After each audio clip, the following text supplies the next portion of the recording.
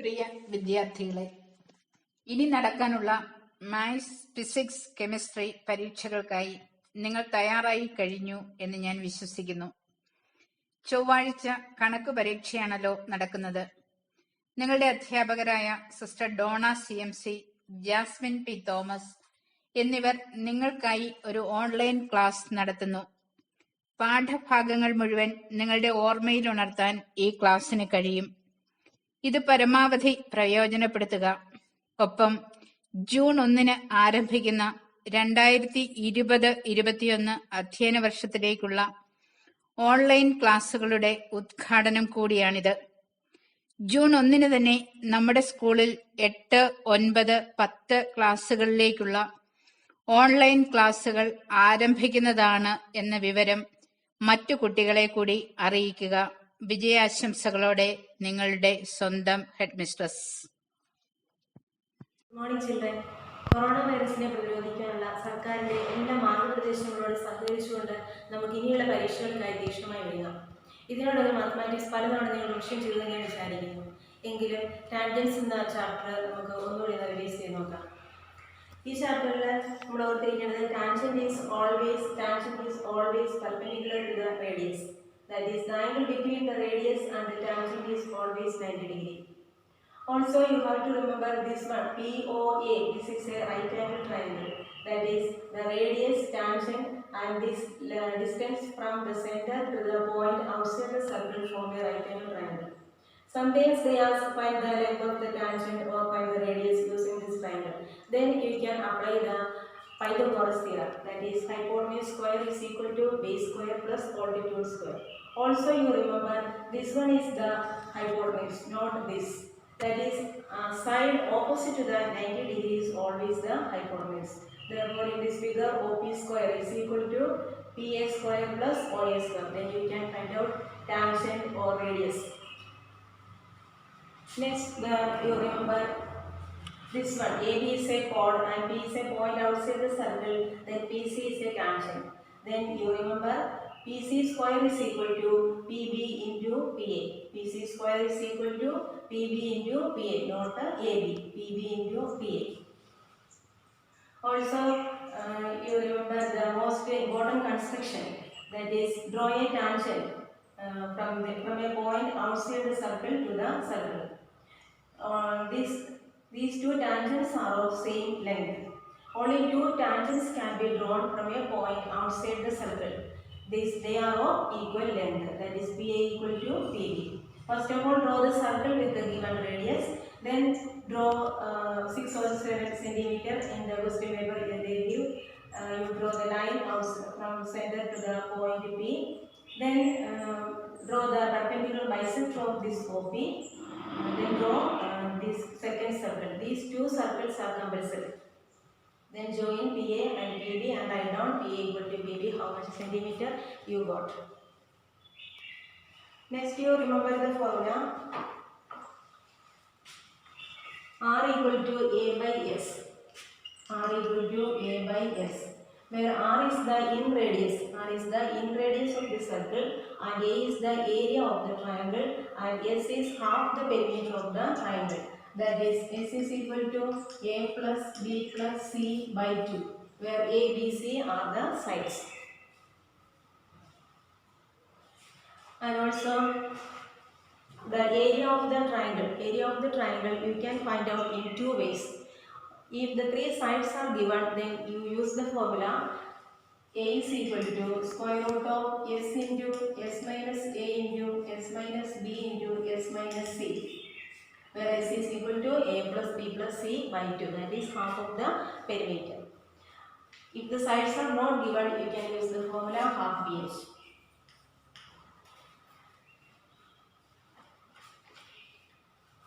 Then the next construction is draw a triangle outside the circle. The first circle, the in radius is given. Then you draw the circle. Then two angles will be given. രണ്ട് angle കൂട്ടി അത് 180 subtract ചെയ്തിട്ടുണ്ടെങ്കിൽ മൂന്നാമത്തെ angle നമ്മൾക്ക് കിട്ടും. Then draw the angles like this. Then draw tangents. So if this angle is 120, then you have to write here 60 degree. If this angle is 130, you write 50 degree. And if this one is 110, then this is angle 70 degree. That is angle between the radius and the tangents. Sum of the angle between the radius and the tangent is always 180 degree. Angle between sum of the angles between the radius and the tangent is always 180 degree.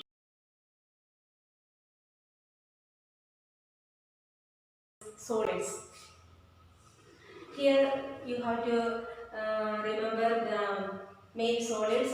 First of all, square pyramid, then cone and two semisphere and sphere. First of all, we can consider the square pyramid. Square pyramid, remember the side A. A is the base edge, L slant height,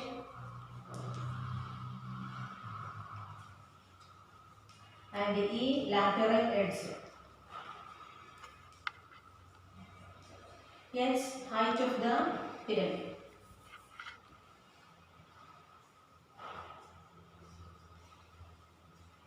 Height of the pyramid. Then you know these two right angle triangles. Here E is the lateral edge, is the hypotenuse, then L is the altitude, and base always A by 2. Here if L is the slant height is the hypotenuse, then here H is the altitude, then H is the height of the pyramid. Then we can find out E or L or A using the formula. S is square is equal to L square plus A by 2 the whole square, and the L square is equal to H square plus A by 2 the whole square. To find out the area of the square pyramid, you consider base area and the lateral surface area. Since the base of the square pyramid is in square, area of the base area is equal to A square, and lateral surface area LSA, lateral surface area equal to 2AL. Base area equal to A square, lateral surface area equal to 2AL. To find out the total surface area, you add these two, A square plus 2AL.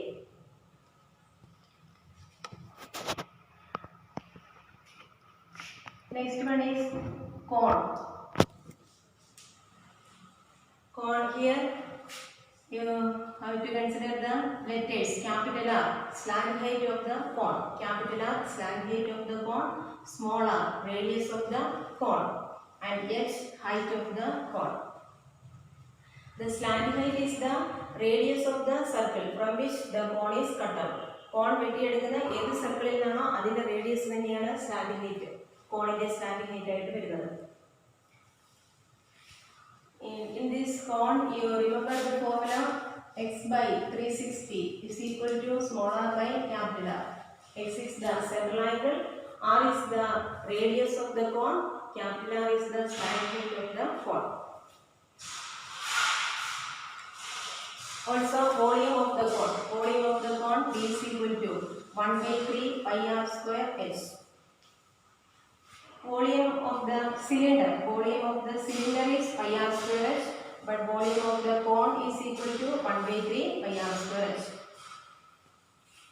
Total surface area of the cone. Base area plus curved surface area. So, curved surface area of the cone. Curved surface area is equal to pi r r. Curved surface area is equal to pi r r. And the base area, since the base is the circle, base area of the cone is pi r square.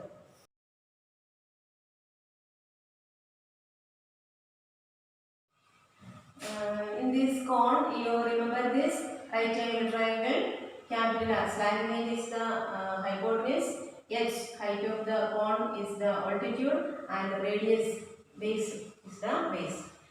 Using the Pythagoras theorem, we can find out capital R or H or R. total surface area of the cone is equal to base area, that is pi r square, plus curved surface area pi r, total surface area. If a cone is made by rolling up a semicircle, then area of the curved surface area is twice the base area. അതായത് സെമിസർക്കിൾ role ചെയ്തിട്ടാണ് കോൺ ഉണ്ടാക്കുന്നതെങ്കിൽ അതിൻ്റെ curved surface area എന്ന് പറയുന്നത് base ഏരിയയുടെ ഇരട്ടിയായിരിക്കും. Or small R is equal to capital R by 2. അതായത് standard ഹൈറ്റിന്റെ പകുതിയായിരിക്കും കോണിന്റെ radius. After melting and recasting how many solids can be made എന്ന ചോദ്യങ്ങൾ ചോദിക്കുമ്പോൾ ആ വലിയ സോളിഡ്സിന്റെ വോളിയത്തെ നിങ്ങൾ ചെറിയ സോളിഡ്സിന്റെ വോളിയം കൊണ്ട് ഡിവൈഡ് ചെയ്യണം. Also remember volume of the cylinder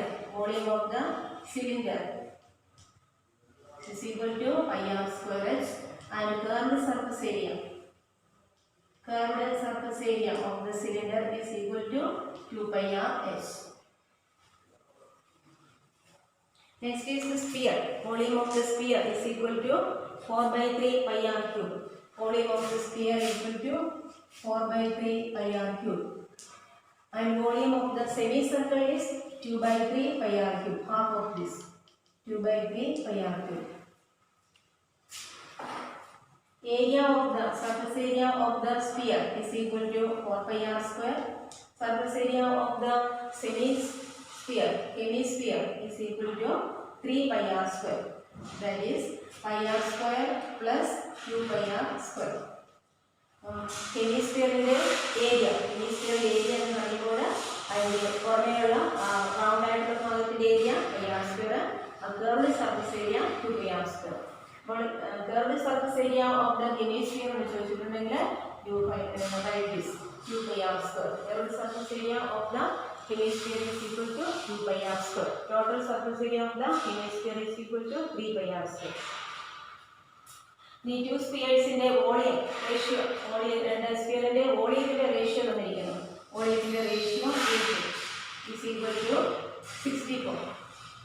If the ratio of the volumes of two spheres are given 8:64, then you have to find out the ratio of the radius. For this you have to find out the cube root of this one. Cube root കാണാനായിട്ട് factorise ചെയ്യുക. Factorise ചെയ്തിട്ട് മൂന്നെണ്ണത്തിൽ നിന്ന് ഒരെണ്ണം എടുക്കും. 2 ഇവിടെയാണെങ്കിൽ 64 4 4. So cube root of 8 is equal to 2, cube root of 64 is equal to 4. Therefore ratio is equal to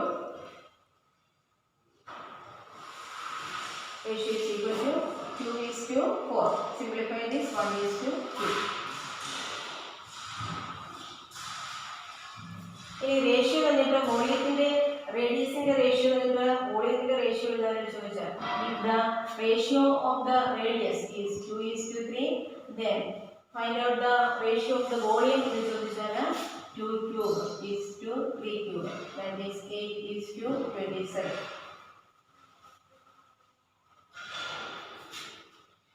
petrol ടാങ്കിന്റെ volume ലിറ്ററിൽ കാണാനായിട്ട് ചില ചോദ്യങ്ങളുണ്ട്. സോളിഡ്സിന്റെ ലാസ്റ്റ് ഭാഗത്തെ ചോദ്യങ്ങൾ. അതിൽ നിങ്ങൾ എല്ലാ മെഷർമെൻറ്റും മീറ്ററിലും സെൻറ്റിമീറ്ററിലും തന്നിരിക്കുന്ന മെഷർമെൻറ്റുകളെല്ലാം മീറ്ററിലേക്ക് മാറ്റി മീറ്റർ ക്യൂബിൽ വോളിയം കണ്ടുപിടിക്കുക. അതിനുശേഷം അതിനെ മൾട്ടിപ്ലൈ ബൈ 1000 ചെയ്യുമ്പോൾ നമുക്ക് ലിറ്ററിൽ കിട്ടും. അതായത് മീറ്റർ ക്യൂബിൽ കിട്ടുന്നതിനെ 1000 കൊണ്ട് മൾട്ടിപ്ലൈ ചെയ്യുമ്പോഴാണ് ലിറ്ററിലേക്ക് മാറുന്നത്. അതുപോലെ പെയിൻറ്റ് ചെയ്യാനായിട്ട് ഒരു ടോയ് അല്ലെങ്കിൽ സ്ക്വയർ പിരമിഡിൻ്റെ ഷേപ്പിലുള്ള എന്തെങ്കിലും ഒരു സാധനം പെയിൻറ്റ് ചെയ്യാനായിട്ട് എത്ര രൂപയാകുമെന്നുള്ള ചോദ്യങ്ങൾക്ക് ഏരിയ കണ്ടുപിടിച്ചിട്ട് അതിനെ 1 മീറ്റർ സ്ക്വയറിന് എത്രമാത്രം രൂപയാകും അതുകൊണ്ട് മൾട്ടിപ്ലൈ ചെയ്താൽ മതി. അതുപോലെ ഒരു ക്യൂബിൽ നിന്ന് ഒരു സ്ഫിയർ വെട്ടിയെടുക്കും.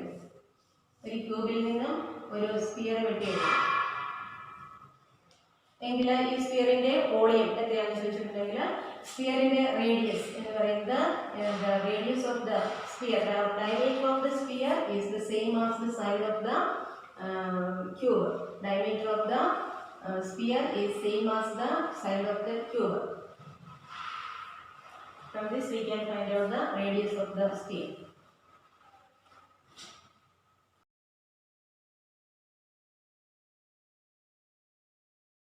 സമാന്തര ശ്രേണികൾ എന്ന പാഠത്തിലെ പ്രധാന ആശയമാണ്.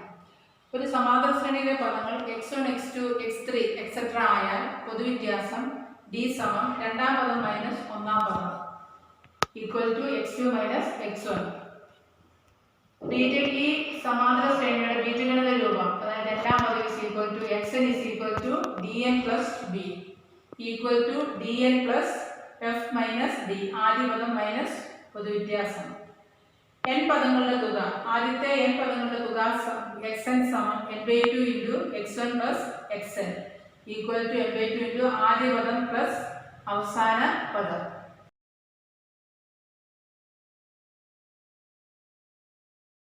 മുൻ വർഷങ്ങളിൽ SLC പരീക്ഷയ്ക്ക് ചോദിച്ച ചോദ്യങ്ങളാണ് നമ്മളിവിടെ ചെയ്യുന്നത്.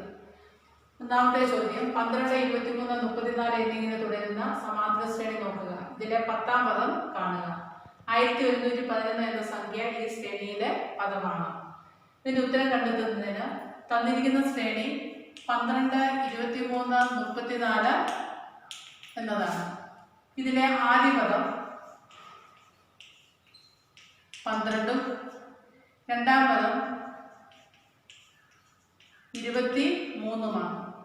ആദ്യമായി പൊതുവ്യത്യാസം കണ്ടെത്തണം. 10ാം പദം കണ്ടെത്തുന്നതിന് പൊതുവ്യത്യാസം കണ്ടെത്തണം. പൊതുവ്യത്യാസം d സമം, പൊതുവ്യത്യാസം കണ്ടെത്തുന്നതിന് രണ്ടാം പദത്തിൽ നിന്നും ആദ്യ പദം കുറയ്ക്കണം. ആദ്യ പദം കുറയ്ക്കണം. രണ്ടാം പദം 23ആണ്. 23 മൈനസ് 12 സമം 11.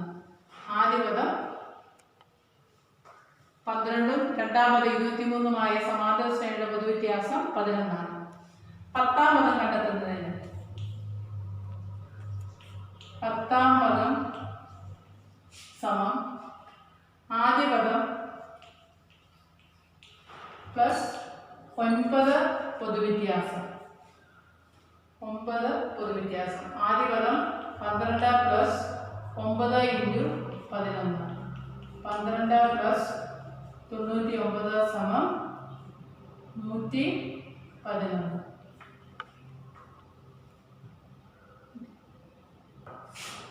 ആയിരത്തി 1111 എന്ന സംഖ്യ ഈ ശ്രേണിയിലെ പദമാണോ എന്ന് പരിശോധിക്കാൻ നമുക്ക് രണ്ട് രീതിയിൽ കണ്ടെത്താം. ഒന്ന്, എല്ലാ പദത്തെയും പൊതുവ്യത്യാസം കൊണ്ട് ഹരിക്കുക. അപ്പോൾ ശിഷ്ടം 12നെ പൊതുവ്യത്യാസം 11 കൊണ്ട് ഹരിക്കുമ്പോൾ ശിഷ്ടം ഒന്നാമത്തെ പദത്തിൽ 1 കിട്ടി. 23നെ 11 കൊണ്ട് ഹരിച്ചപ്പോൾ ശിഷ്ടം 1ആണ്.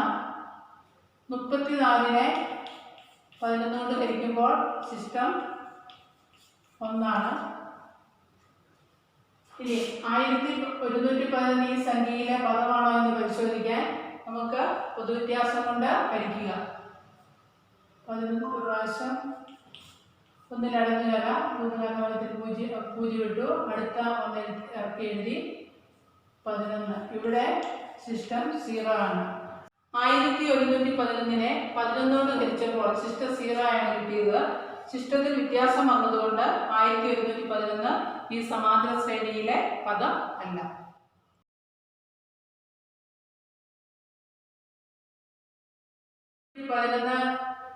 എന്ന സംഖ്യ ഈ ശ്രേണിയിലെ പദമാണോ എന്ന് പരിശോധിക്കാൻ 1111ഉം ആദ്യ പദവും തമ്മിലുള്ള വ്യത്യാസം കാണുക.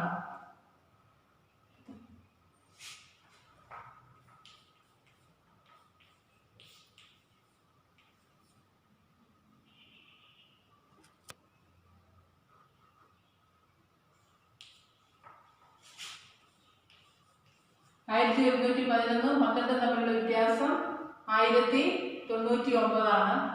1099നെ പൊതുവ്യത്യാസം കൊണ്ട് ഹരിക്കുക. 1099 109ല് 11 9 പ്രാവശ്യം ശിഷ്ടം 10.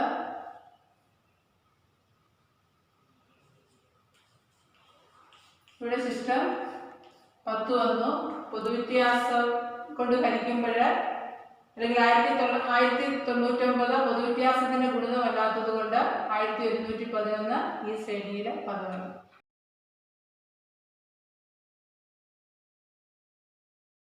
അടുത്ത ചോദ്യം, ഒരു സമാന്തര ശ്രേണിയിലെ ആദ്യ പദമാകും പൊതുവ്യത്യാസം 4 ആണ്. ഒന്നാമത്തെ ചോദ്യം, ഈ ശ്രേണിയുടെ ബീജഗണിത രൂപം എന്താണ്? രണ്ടാമത്തെ ബി, ഇതിലെ ആദ്യത്തെ n പദങ്ങളുടെ തുക കണക്കാനുള്ള ബീജഗണിത വാചകം എന്താണ്? ഇതിലെ ആദ്യത്തെ എത്ര പദങ്ങൾ കൂട്ടിയാലാണ് 510 കിട്ടുക? ഇതിന്റെ ഉത്തരം കണ്ടെത്തുന്നതിന്, ഈ ശ്രേണിയുടെ ബീജഗണിത രൂപം കണ്ടെത്തുന്നതിന് ആദ്യ പദം സമം 6, പൊതുവ്യത്യാസം 4,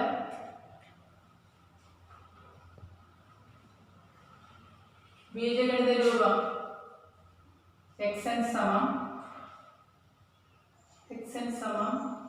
dn plus b equal to dn plus f minus d.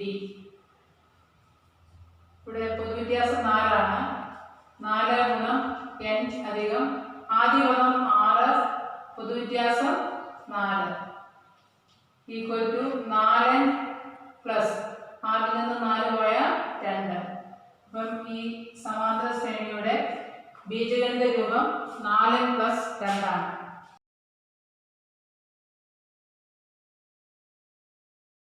ഈ ക്വസ്റ്റ്യന്റെ ബി പാർട്ട്, ആദ്യത്തെ n പദങ്ങളുടെ തുക കണക്കാക്കാനുള്ള ബീജഗണിത വാചകം കണ്ടെത്തുന്നതിനുള്ള equation Sn is equal to n/2 into x1 plus xn is equal to n/2 into x1. ആദ്യ പദം 6 ആണ്. ബീജഗണിത രൂപം xn is equal to n പദം 4n plus 2 ആണ്.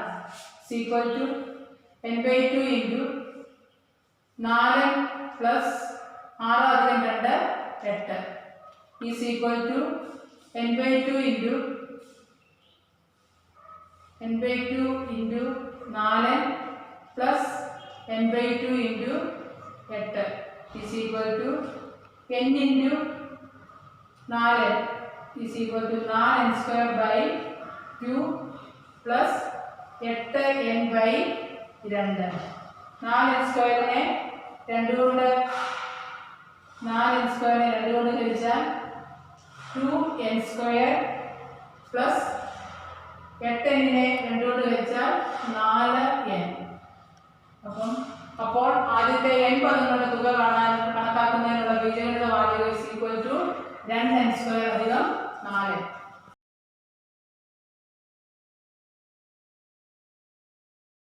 മൂന്നാമത്തെ പാർട്ട്, ആദ്യത്തെ എത്ര പദങ്ങൾ കൂട്ടിയാലാണ് 510 കിട്ടുക എന്ന് കണ്ടെത്തുന്നതിന് Sn സമം 510. 2n സ്ക്വയർ അധികം 4n is equal to 510. എല്ലാ പദങ്ങളെയും 2 കൊണ്ട് ഹരിച്ചാൽ, എല്ലാ പദങ്ങളും 2ന്റെ ഗുണിതമാണ്, അതുകൊണ്ട് 2 കൊണ്ട് ഹരിച്ചാൽ 2n square by 2 plus 4n by 2 plus 4n plus 2 equal to 510 by 2. 2n സ്ക്വയറിനെ 2 കൊണ്ട് ഹരിച്ചാൽ n സ്ക്വയർ അധികം 4n-നെ 2 കൊണ്ട് ഹരിച്ചാൽ 2n is equal to 510-നെ 2 കൊണ്ട് ഹരിച്ചാൽ 255.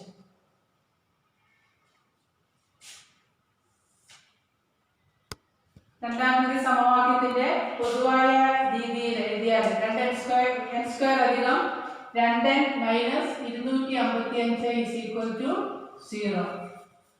ഈ സമവാക്യത്തില് a is equal to 1, b is equal to 2, c is equal to minus 255. എന്നിന്റെ വില കണ്ടെത്തുന്നതിന് n is equal to minus b plus or minus root of b square minus 4ac by 2a. b സമം 2 ആയതുകൊണ്ട് minus b minus 2 plus or minus root of 2 square minus 4 into a equal to 1 into minus 255 by 2 into 1 is equal to minus 2 plus or minus root of 4 minus into minus plus 255 ഗുണം 4 is equal to 4 5 20 4 5 20 രണ്ടും 22 24 8 രണ്ടും 10 by 2 equal to minus 2 plus or minus root of 1024 by 2 equal to minus 2 plus or minus 1024ന്റെ വർഗ്ഗമൂലം 32 ആണ് 32 by 2 is equal to minus 2 plus 32 by 2 അല്ലെങ്കിൽ minus 2 minus 32 by 2 is equal to minus 2 32 കൂട്ടിയാൽ 30 by 2 അല്ലെങ്കിൽ minus 34 by 2. പദങ്ങളുടെ എണ്ണം negative സംഖ്യയാവാൻ പാടില്ലാത്തതുകൊണ്ട് ഉത്തരം 15 ആണ്. അതായത് ഈ സമാന്തര ശ്രേണിയിലെ ആദ്യത്തെ 15 പദങ്ങൾ കൂട്ടിയാലാണ് 510 കിട്ടുന്നത്.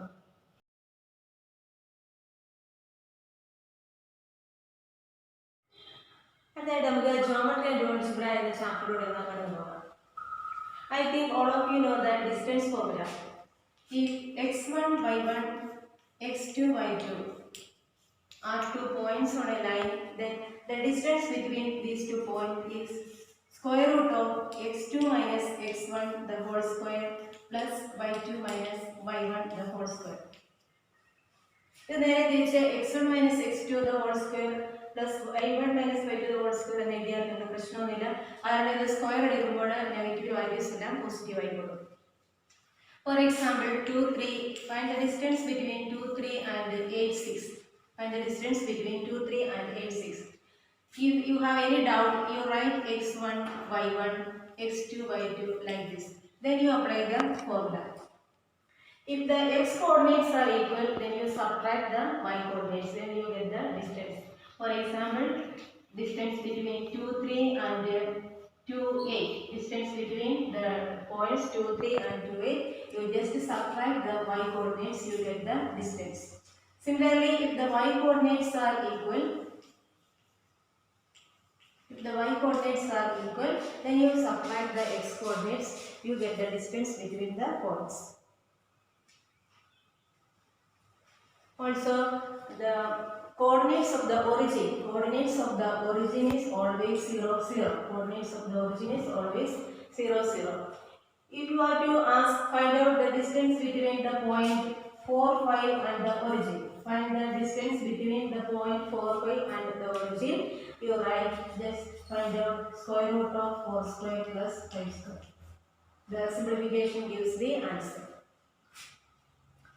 Also the midpoint formula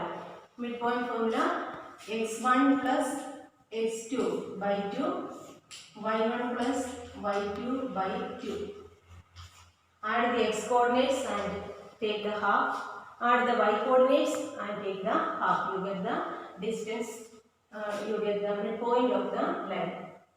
Also, the centroid of the triangle. If x1, y1, x2, y2, x3, y3 are the 3 coordinates of a triangle, then the centroid of the coordinates of the centroid of the triangle is x1 plus x2 plus x3 by 3. y1 plus y2 plus y3 by 3, the centroid of the triangle.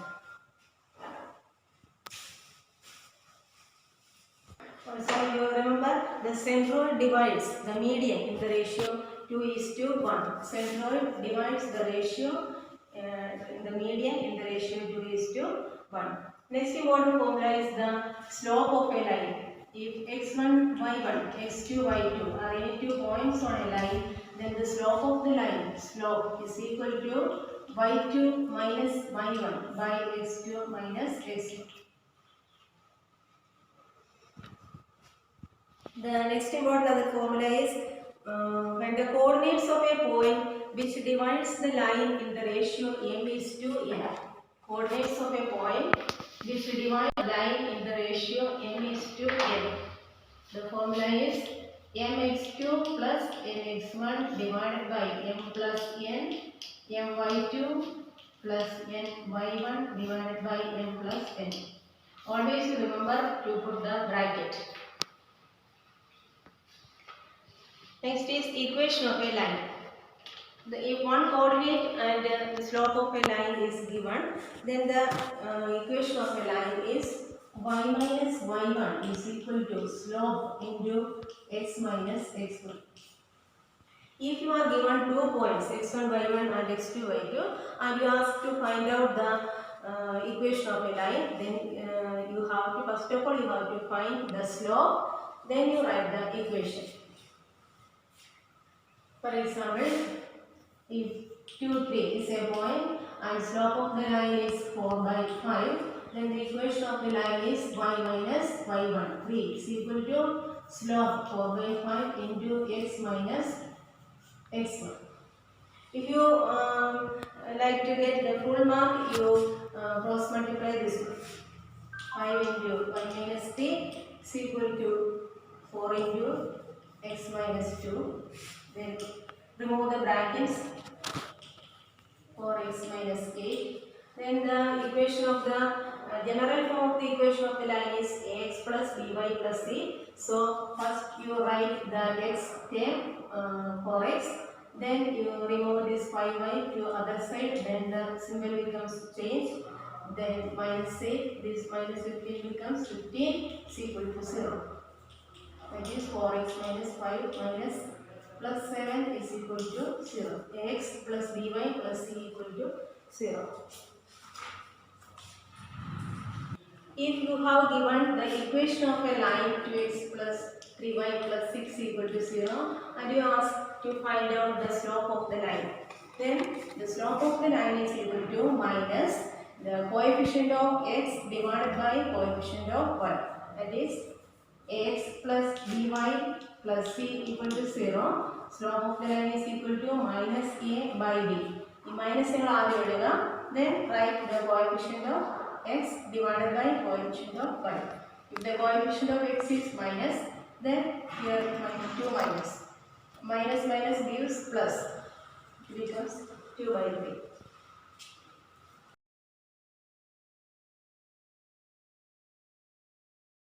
Fourth vertex of the parallelogram കണ്ടുപിടിക്കാനായിട്ട്. Fourth vertex of the parallelogram q1 3 2 5 6 are 3 coordinates. You have to find the coordinates of the fourth vertex. Then you see the diagonal is 5 plus 3, add the x coordinate 5 plus 3 minus 2, then y coordinate 6 plus 2 minus 1. This gives the fourth vertex. 6 the fourth vertex. അതുപോലെ ഒരു mid point തന്നിട്ടുണ്ട്, അടുത്തൊരു point, ഒരു ലൈനിന്റെ ഒരു point തന്നിട്ടുണ്ട്, അതിന്റെ mid point തന്നിട്ടുണ്ട് എങ്കിൽ ഈ അടുത്ത പോയിന്റ് കണ്ടുപിടിക്കാൻ ചോദിച്ചാൽ എന്ത് ചെയ്യും? അപ്പോൾ ഓർക്കേണ്ടത് മിഡ് പോയിന്റ് ഈ 8 എന്ന് പറയുന്നത് 16ന്റെ പകുതിയാണ്. 8 16ന്റെ പകുതിയാണ്. അപ്പോൾ ഇവിടെ 3 ആണ്. 16 കിട്ടണമെന്നുണ്ടെങ്കിൽ ഇവിടെ 13 വേണം. അതുപോലെ 10 എന്ന് പറയുന്നത് 20യുടെ പകുതിയാണ്. 20 കിട്ടണമെന്നുണ്ടെങ്കിൽ ഇവിടെ 2 ആണ്. ഇനി ബാക്കി 12 വേണം. അങ്ങനെ നിങ്ങൾക്ക് അതിൻ്റെ കോർഡിനേറ്റ്സ് കണ്ടുപിടിക്കാം. ഒരു പോയിന്റ് തന്നിട്ടുണ്ട്, ഒരു ലൈനിലെ ഒരു പോയിന്റ് ഉണ്ട്, ആ ലൈനിന്റെ സ്ലോപ്പ് തന്നിട്ടുണ്ട് 4/5. Find out the other 3 points എന്ന് ചോദ്യങ്ങൾ വരാറുണ്ട്. If a point is given and the slope of the line is given, find the other 3 points. Then you just add the x coordinate of this point to the denominator. Always you remember the slope of the line is y by x. Y coordinate ആണ് മുകളിൽ, x coordinate താഴെ. അപ്പോൾ ഈ x ഉം x ഉം കൂടെ add ചെയ്യുന്നു, y ഉം y കൂടെ ആഡ് ചെയ്യുന്നു. That is 8 and 6. 1 point you get. Then you find the other point 8 6 then 4. Just add 8 plus 5 6 plus 4. That is 13 10. Again you have to find the other point 13 plus 5 10 plus 4. Like this, so many points we can find out.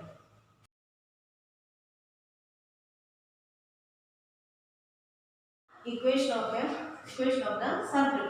If AB are the center of the circle, if AB is the coordinates of the center of the circle and R is the radius of the circle, then the equation of the circle is x minus a the whole square plus y minus b the whole square is equal to r square. For example, 2, 3 is the center and 5 is the radius. Then the equation of the circle is just you write like this.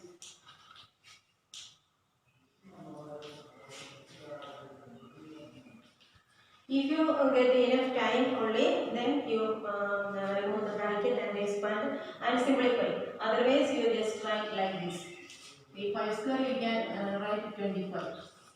This will get you get a full mark. The origin is center of the circle is origin. In the question you can read if the center of the circle is the origin, that means the coordinates of the center is 0, 0 and another point 2, 3. Then the radius of the circle is distance between these 2 points, that is 2 square plus 3 square.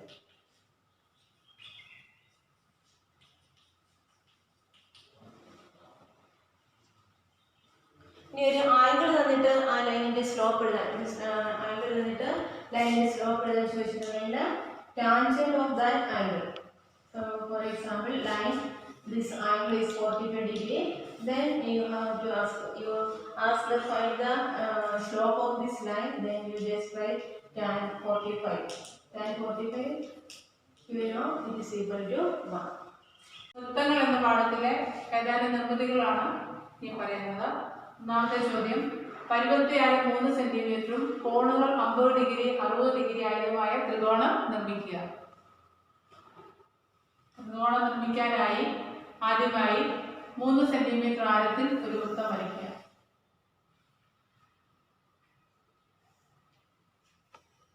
വൃത്തത്തിന്റെ കേന്ദ്രവും ഒരു ആരവും വരയ്ക്കുക. ത്രികോണത്തിലെ കോണുകൾ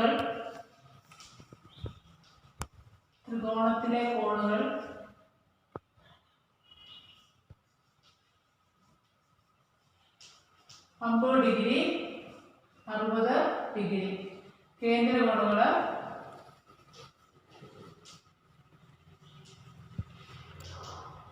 ത്രികോണത്തിലെ കോണുകളുടെ ഇരട്ടി എടുക്കണം.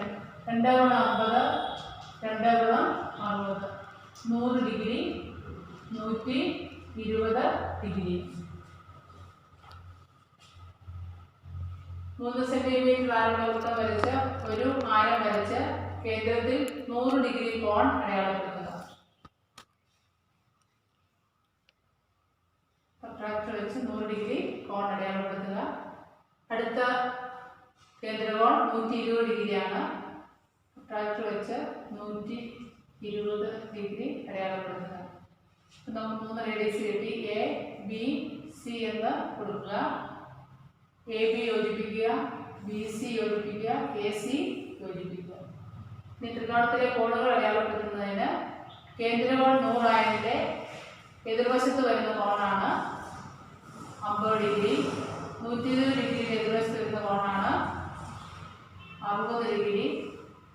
ഇവിടെ ബാക്കി കേന്ദ്രകോൺ 140 ആണ്. 360 മൈനസ് 220. അപ്പോൾ അതിൻ്റെ ഓപ്പോസിറ്റ് എതിർവശത്തുള്ള കോൺ 70 ഡിഗ്രി. അതിനെ അടയാളപ്പെടുത്തുക. ഈ ചോദ്യം തന്നെ മറ്റൊരു രീതിയിൽ നമുക്ക് നിർമ്മിതി വരയ്ക്കാവുന്നതാണ്. ആദ്യം 3 സെന്റിമീറ്റർ ആഴത്തിൽ വൃത്തം വരയ്ക്കുക. ഒരു ആരം മാർക്ക് ചെയ്യുക.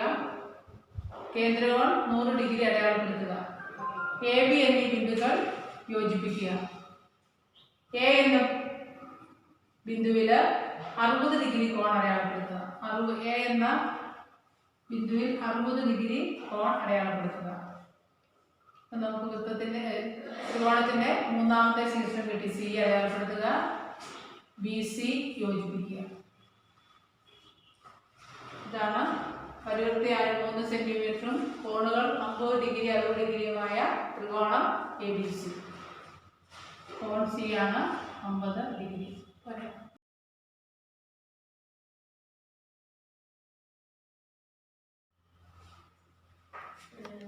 Draw a triangle with the circumradius 3 cm and angles of the triangle 50 degree and 60 degree. draw a triangle with the circumradius 3 centimeter, angles are 50 and 60. So as you like this, you first of all draw the circle with the radius 3 centimeter. Then just draw a radius. Then take the double central line. Double of the all of this angle. So as to get to the center line. Center line കിട്ടാനായിട്ട് എപ്പോഴും കോണുകളുടെ ഇരട്ടി എടുക്കുക, ആംഗിളിന്റെ ഇരട്ടി എടുക്കുക. ഇതുപോലെ ചെയ്യും. ഇനി അതല്ലെങ്കിൽ next method is like this. ഏതെങ്കിലും ഒരു ആംഗിളിന്റെ സെൻട്രൽ ലൈൻ എടുക്കുക, എന്നിട്ട് കോണി യോജിപ്പിക്കുക. അവിടെ വെച്ചാൽ അടുത്ത ആംഗിൾ എത്രയാണോ എടുക്കുക.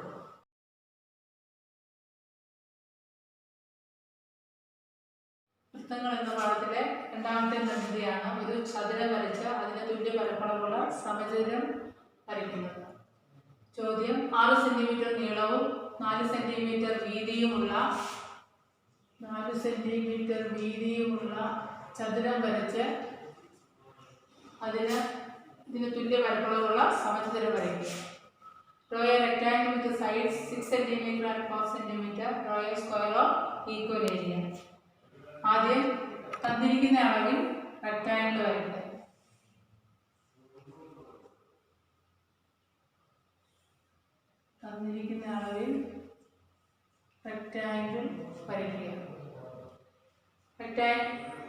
ചതുരം വരയ്ക്കുക.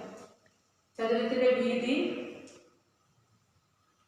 4 centimetre.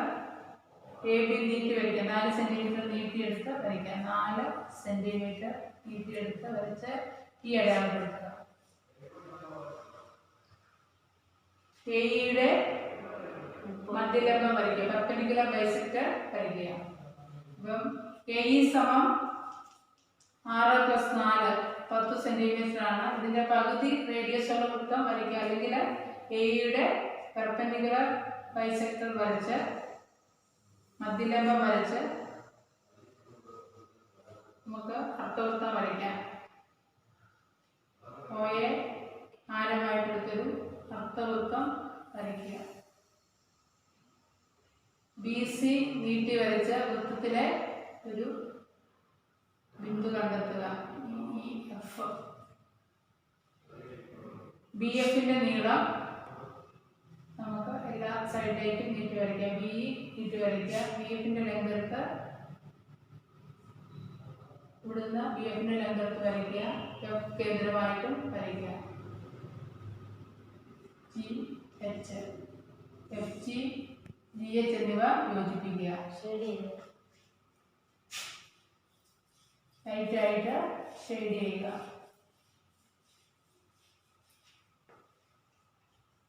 B F G H ആണ്. ബി എഫ് ജി എച്ച് എന്ന സമചതുരമാണ്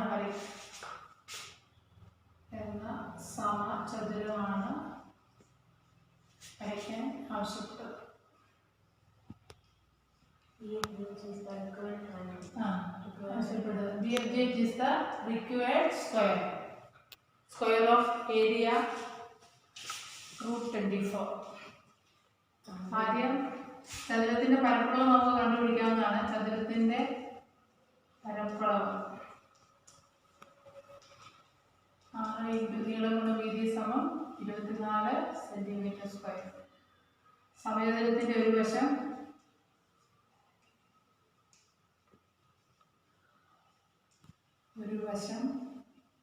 ബി എഫ് സമം √24.